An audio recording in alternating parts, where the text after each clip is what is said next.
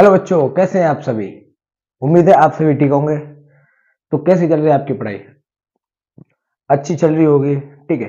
अगर नहीं चल रही हो तो कृपया करके रिवीजन कीजिए। ठीक है। तो आज हमें क्या पढ़ना है? √5 को संख्या रेखा पे दर्शाना। मैंने √2 को पढ़ा दिया, √3 को पढ़ा दिया, आज √5 को पढ़ाऊंगा। ये लास्ट होगा। ठीक है। क्योंकि मैंने बता दिया किस प्रकार किसको तोड़ना है। ठीक है। बाकी एक्सरसाइज में जो आएगा वो मैं आपको सिखा दूंगा। ठीक है।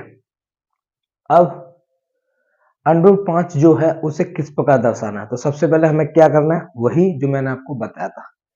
सबसे पहले हमें एक लाइन खींचनी है जिसे हम क्या कहते हैं, संख्या रेखा। इधर माइनस के अनंत, इनफाइनाइट, और इधर प्लस के इनफाइनाइट। अब ये √5 है, तो मैंने आपको बताया था कि सबसे पहले 5 को किस प्रकार तोड़ना है। ये मैंने बताया था कि 5 को किस प्रकार तोड़ना है। तो 5 को ऐसे 2 नंबर में तोड़ना है जिनका वर्ग आए। तो अगर मैं 4 और 1 में तोड़ दूं तो किसी ना किसी का वर्ग तो होगा ना। तो हमें ऐसे नंबर में तोड़ना है जो किसी ना किसी का वर्ग हो, वो वर्ग आए। ठीक है। तो मैंने इसे 4 प्लस 1 में तोड़ दिया।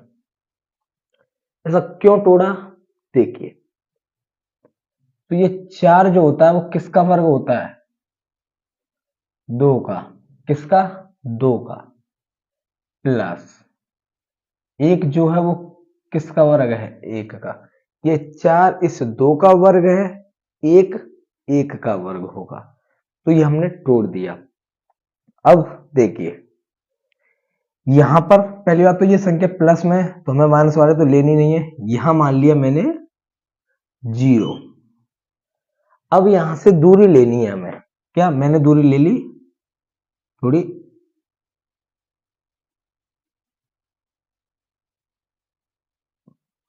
इतनी दूर दूर। ठीक है।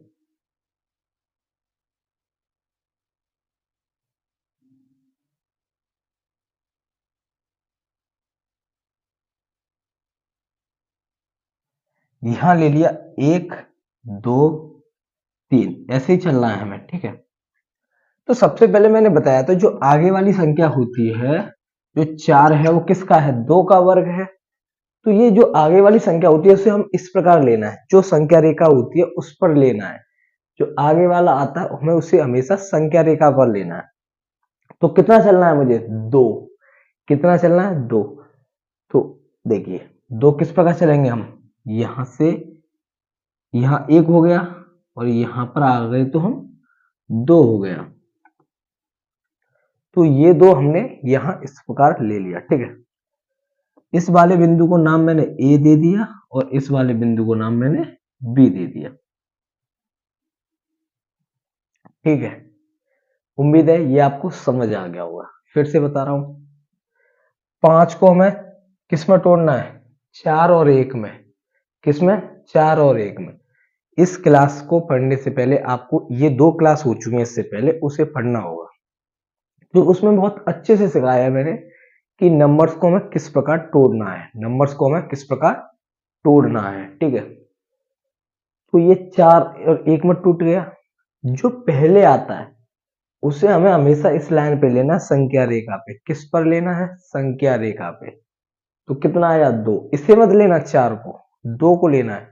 किसका वर्ग है उसे लेना है। 2 का ही तो वर्ग है ना 4। किसका वर्ग है? 2 का।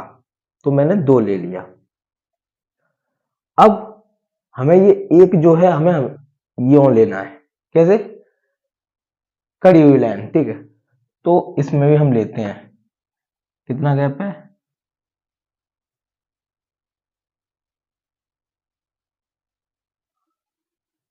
इतना ले लिया हमने। कितना ले लिया? इतना। और ये 90 अंश बनाएगा हमेशा। ध्यान रखना, 90 अंश पे लेना है हमें। ये कल मैंने बताया था 90 अंश पे लेना है। कितने पे? 90 अंश पे। 90 अंश पे लेना है। तो ये कितना है हमारा? 1। 1 है या नहीं? 1 है। इस वाले बिंदु को, जो ये बिंदु है, इसे नाम दे दिया मैंने सी, ए बी सी। ठीक है।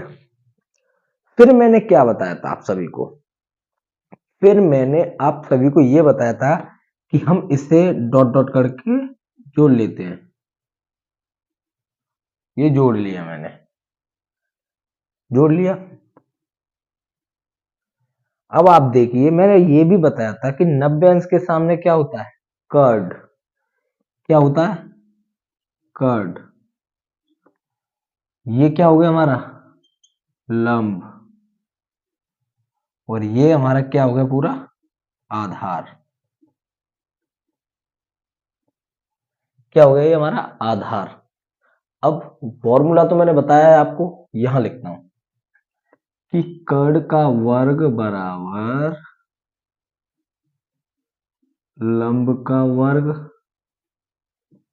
प्लस आधार का वर्ग। ये मैंने बता दिया पिछली 2 क्लासों में। ठीक है। अब कर्ड देखिए कितना है, कर्ड तो हमें निकालना है। ठीक है, कर्ड हमें निकालना है। अब लंब कितना दिया हुआ है, 1, तो 1 लिख दिया। अब वर्ग लग रहा है तो वर्ग लगा दिया, प्लस आधार कितना दिया हुआ है, आधार हमें 2 दिया हुआ है, तो 2 लिख दिया और वर्ग लगा दिया। ठीक है। कर्ड का वर्ग, 1 का वर्ग क्या होता है हमारा, 1, 1 का वर्ग 1, प्लस 2 का वर्ग क्या होता है, 2 का वर्ग 4, तो कर्ड का वर्ग बराबर 4 और 1 5, हो गया 5। ठीक है। अब मैंने ये भी बताया कि जब यहां से वर्ग हटाते हैं तो उधर क्या जाता है, वर्गमूल का चिन्ह। बताया था, ये 2 क्लास में बता चुका हूं। इस वाले वर्ग को जब हम उधर ले जाएंगे बराबर के, तो वर्गमूल का चिन्ह छड़ जाएगा। क्या छड़ जाएगा, वर्गमूल का चिन्ह। ठीक है। तो ये कर्ड कितना आ गया आपका, अंडर रूट में 5, अंडर रूट में 5 आ गया। हमें यही दर्शाना था, अंडर रूट में 5। लेकिन इसमें मैंने आपको क्या बताया था कि हमें जो अंडर रूट 5 है वो इस लाइन पे दर्शाना है, इस लाइन पे। ये जो संख्या रेखा है इस लाइन पे दर्शाना, हमें यहां नहीं दर्शाना। बता चुका हूं। तो हम फिर क्या करते हैं कि अपना प्रकार लेते हैं, उस प्रकार की आपको नोक यहां रखनी है। ठीक है। और पेंसिल यहां रखनी है, आपको यूं करके चाप लगा देना है। ठीक है। आपको क्या करना है, यूं करके चाप, यहाँ पे नोक और यहाँ पेंसिल की नोक, या प्रकार की नोक या पेंसिल की नोक, फिर आपको यूं करके चाप लगा देना है। ठीक है। अब वो इस लाइन पे जिस बिंदु पे मिले, जिस बिंदु पे मिले उसी को हम कहते हैं अंडर 5। ऐसा क्यों करते हैं, देखिए ये हमारी एक त्रिज्या लेकर चलते हैं हम, कि माना ये हमारी एक त्रिज्या है, इस पर जो चाप लगेगा तो वो हमारा ये चाप पूरा डॉट डॉट डॉट डॉट, ये एक सर्कल बनेगा। क्या बनेगा, एक वृत्त बनेगा। तो चाप इसीलिए हम मारते हैं कि अगर मैं इसको केंद्र मान लूं, केंद्र मान लूं, तो ये एक त्रिज्या हो गई, ये अंडर 5 हमारी क्या हो गई, त्रिज्या। तो जब ये केंद्र माना हमने, तो आप देखिए इसके चारों ओर ये लाइन खींचेगी ना,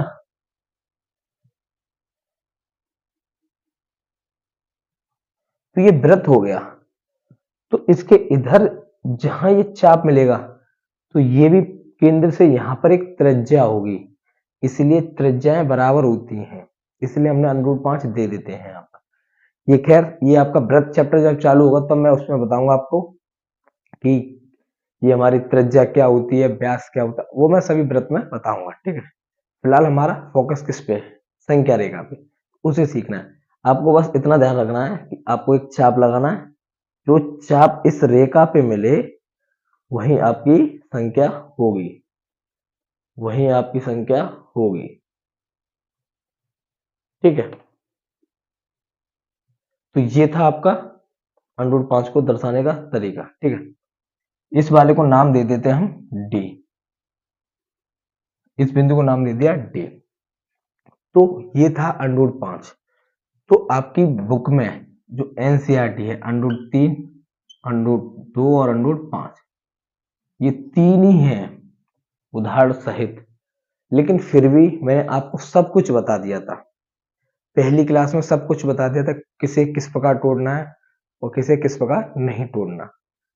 ठीक है, तो वो मैंने सभी आपको बता दिया था। अगर फिर भी आपको कोई भी क्वेश्चन ऐसा हो जो अंडूर से संबंध वो आपको नहीं आए, तो उसे हम किस प्रकार दर्शाएंगे, आपको ये मुझे बताना है कमेंट बॉक्स में कि सर आप इस अंडूर का क्वेश्चन मुझे बता दीजिए, मैं बताऊंगा।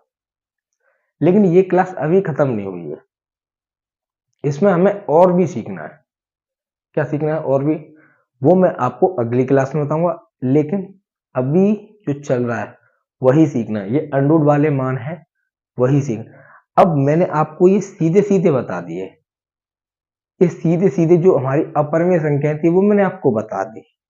लेकिन कभी कभी आपको इस प्रकार भी पूछ लेता है कि अंडूर में 7.8 किस प्रकार दर्शाना होगा, अंडूर में 9.3 किस प्रकार दर्शाना होगा। तो ऐसे क्वेश्चन भी आपको पूछ लेता है, तो इन्हें भी हमें सीखना है। तो कल की क्लास में हम ऐसे 2 क्वेश्चन करेंगे जो पॉइंट में दिए होंगे। ठीक है, या फिर हम ऐसा करते हैं, इन्हें हम पॉइंट वाले में सीख लें, पर मेरे हिसाब से कल ही सीखेंगे ना। ठीक है, क्योंकि जब अंडूर का चल रहा है तो इसे समाप्त करेंगे।